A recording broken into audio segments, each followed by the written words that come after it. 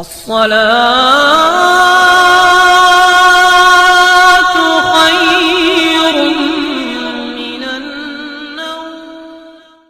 लोग समझते हो कि मज़ार पे जाकर के सिर्फ चादरें चढ़ाने से, उर्स कर लेने से, समझे आप, कुछ तो हो यार, थोड़ा बहुत तो मोहब्बत से कोई माना होते हैं कि नहीं होते? या खाली जलेबी खाने से मोहब्बत हो जाएगी? जलेबी तो कोई भी खा लेगा, गैर मुस्लिम भी खा लेगा, खा लेते हैं, मज़ारों पर आते भी, पढ़वाते हैं लोगों से, लंगर भी खा लेते हैं, पैसे भी दे देते हैं। तू तो मुसलमान है, तेरी मोहब्बत का माना ये नहीं है कि तू खाली लंगर चला ले, चादर चढ़ा दे, तू खाली फातिहाएं पढ़ ले, उर्स कर ले, चंदा दे दे, झंडे लगा ले, इससे तेरी मोहब्बत नहीं होगी। तेरी मोहब्बत तो ये है कि तुझे देख करके लोग ये कहें कि जब ये इतने अच्छे हैं, इनके बुजुर्ग कितने अच्छे होंगे, इतने ईमानदार हैं तो इनके बुजुर्ग कितने ईमानदार होंगे, जब ये इतने सीधे सच्चे भोले भाले हैं, इतने ज्यादा दयानतदार हैं, इतने वादे के पक्के हैं, इतने इबादत गुजार हैं, इतने परहेजगार हैं, इतने नमाजी हैं, इनके शौक इतने कम हैं, इनके अरमान इतने कम है, इनकी हसरतें इनकी कम है, तो इनके बुजुर्गों की हसरतें कितनी कम होंगी, इनके शौक कितने कम होंगे, जब ये ऐसे हैं कि इनके बुजुर्ग कैसे होंगे। ये अपनी मोहब्बत है।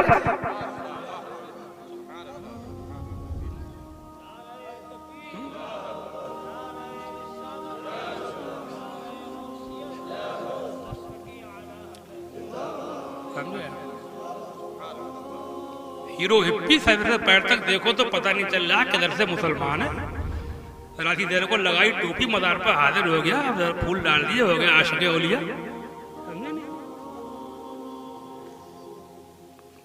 हालत में क्या लिखा फरमाते हैं, हमारी मोहब्बत उनकी इत्तिबा में है, ना चालिए मुबारक को छुए, ना चूमे, ना सजदा करे, ना बकदरे रुकू झुके। यानी इतना झुकना भी मना है जितना रुकू में झुकते हैं। हमारी मोहब्बत उनकी इत्तिबा में है।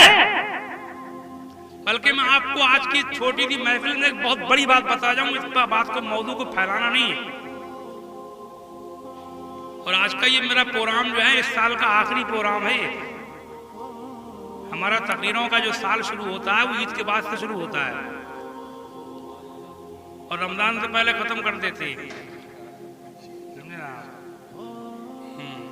40 साल हो गए तकरीरें करते, यही दौर चल रहा है। रमजान में होती है हमारी छुट्टी पूरी। बल्कि मैं तो शब कदर वगैरह के प्रोग्राम आते हैं उसमें भी नहीं जाता हूँ। तो ये आज का, इस साल का जो है वो आखिरी प्रोग्राम है ये, है नहीं? अल्लाह ताला कबूल फरमाए। तो मैं आपको बता जा रहा हूँ कि इस वक्त जो मुसलमानों में बहुत बड़ी कमजोरी पैदा हुई है। लोग कहते हैं कि ये समस्या है, ये है, इसका हल ये है, ये समाधान है, ऐसे ये समस्याएं दूर होंगी, ये होना चाहिए, वो होना चाहिए, कैंडिडेट ज़्यादा हूँ, MP ज़्यादा हूँ, MLA ज़्यादा हूँ, एजुकेशन ज़्यादा हूँ, ग्रेजुएट ज़्यादा हूँ, पोस्ट ग्रेजुएट ज़्यादा हूँ, बहुत से डॉक्टर हूँ, बहुत से मास्टर हूँ, बहुत से कलेक्टर हूँ मुसलमानों में, गवर्नर हूँ मुसलमानों में। ये ठीक है, मना नहीं कर रहा हूँ, लेकिन सबसे बड़ी कमजोरी जो है, समझे, वो यही है कि अपने हुजूर और हुजूर के नायबीन, अंबिया, औलिया और बुजुर्गों से मोहब्बत का दावा कर रहा है, लेकिन उनके रास्ते को सिर्फ छोड़ नहीं चुका है, बल्कि उल्टा चल रहा है। उल्टा, कतई उल्टा, जैसे चिड़ होती है।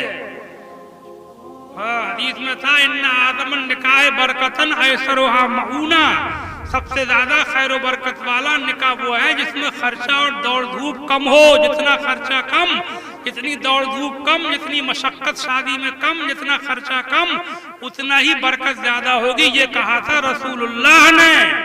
अब उसको ऐसे बढ़ाए चले जा रहे हैं कि हुजूर ने ये कहा है, समझे आप, तो उसकी ऐसा लगता है बिल्कुल जैसे अल्लाह माफ करे, अकीदा तो अच्छा ही है, ये तो कोई मुखालफत भी कर रहे हैं। जो दिन आया शादी भारी होती चली गई, होती चली गई, होती चली गई, होती चली गई।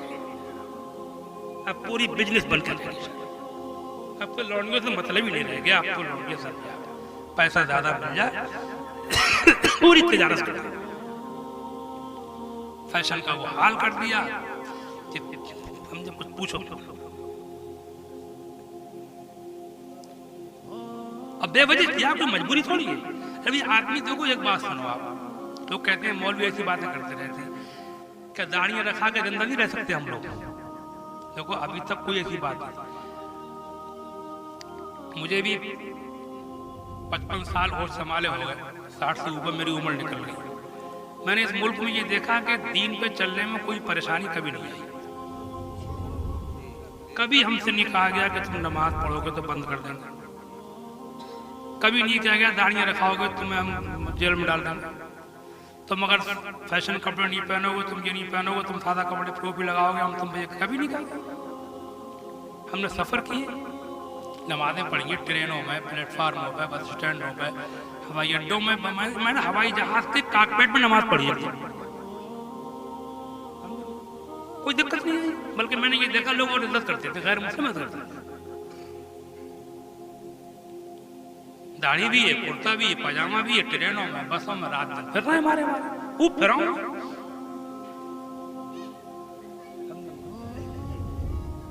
बेवजह दीन छोड़ा है कि नहीं बताओ जरा मुझे, बोलो।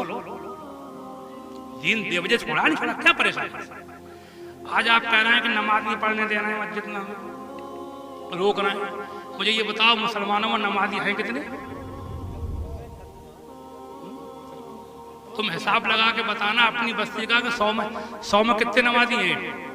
5 टाइम की नमाज के पाबंद रमजान के अलावा 100 में 2-4 होंगे मुश्किल से। किसी मस्जिद के अगर 500 घर होंगे तो 500 घरों में 50 नमाजी मुश्किल से आते होंगे मस्जिद में। कौन रोक रहा है? जरा बताओ तो मुझे, कब दरोगा जी यहाँ की नमाज पढ़ने मस्जिद क्यों छोड़ी? नमाज क्यों नहीं पढ़ी? क्यों छोड़ी? कौन सी दफा लगी हुई थी? कौन सी पाबंदी थी? क्या मुकदमे हो रहे थे? क्यों पड़े पड़े सोते रहे सुबह को? क्यों बातें मिलाते रहे मस्जिदों के दरवाजों पर? कितनों के चालान हुए थे नमाज पढ़ने की वजह से? मुझे गिन के बताओ। 70 साल हो गए हिंदुस्तान की आजादी को, उससे पहले अंग्रेजों के दौर में भी। मैंने अपने बचपन में कितने सरकारी मुलाजिम देखे, दाढ़ियों वाले, टोपियों वाले नौकरी कर रहे हैं, 2 दाढ़ी टोपी अब भी मिल जाएंगे कहीं ना कहीं। क्यों छोड़ा दीन? एक सवाल है। एक छोटे से आदमी की बड़ी बात है, बेमकसद छोड़ा। अपनी ज्यादा हवस की वजह से, ज्यादा शौकों की वजह से, ज्यादा अरमानों की वजह से, ज्यादा ऊंचा बनने के लिए, ज्यादा बड़ा बनने के लिए, कन्वर्ट होने, तरक्की याफ्ता होने के लिए, डेवलपमेंट के लिए, बहुत ऊंचे मर्तबे ओहदे हासिल करने के लिए, कभी गैरों को खुश करने के लिए। अगर बताओ वो खुश हुए? आज दुनिया तुम्हारे सामने है, मुझे बताने की जरूरत नहीं है, आज रिजल्ट हमारे सामने मौजूद है। क्या हुआ?